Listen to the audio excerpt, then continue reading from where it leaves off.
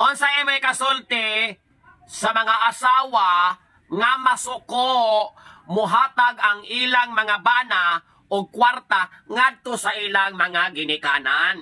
Dalo kaday, hakog kaday, murag wala kay ginikanan. Nganong dili man ka makasabot? Nga do minyo mong duha, pero ado naman mo'y tagsa-tagsa ka pamilya nga gibiyaan.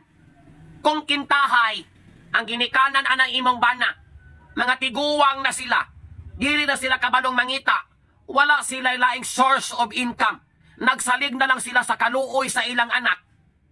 Unsa man na? Ganahan kang magsudong mga matay ang ginikanan kay way hatag-hatag og ayuda. O nya malipay ka na? Dili ta magdinalo. Gamay og madako, mo share good mo sa inyo mga ginikanan. Gulang na gud na.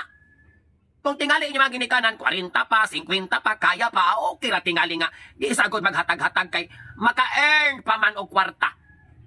Pero, kung ingunaan nga daluon ka, imo pong gipaambit sa imong bana, nadalo na mong duha, onya, malipay ra ka na. Lagot ko ninyo ha? Ayaw mong pag-ingon ana. Nakatay obligasyon lang gihapon. Kung dili man tingali na ninyo lang tawon as obligation to your parents by helping them financially, kanang kaluoy na lang. Kanang kaluoy na lang yun. Sa mga tiguwang, kana na lang. Kaya ako'y lalaki, biyaan tikaw day, isunod tikaw sa ako, paasuhan tikaw. Munang kamo, mag-amping yun mo. Kung magminyo man mo, o saragod sa mga qualification kanang makaparis mo og dili dalo.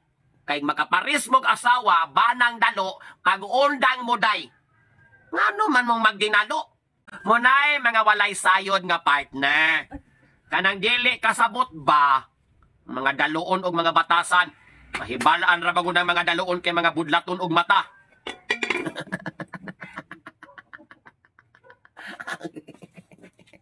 Ay, naku mga day. Ano po nang ingon anak mo mga batasan, no? Ayaw intawon. Ang malipayon gud nga kami niyoon, kana magkasinabot mo, unya magtabanganay pud mo, unya inyong tagsa-tag sa kapamilya ginikanan, inyo pong salbaron. Unay insakto.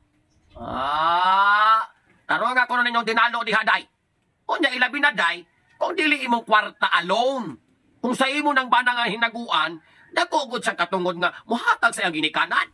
Kung wala katagai sa imong bana, na puros na lang siya hatag nga to sa ginikanan kana, gobot po ni, bono tibo kalibutan.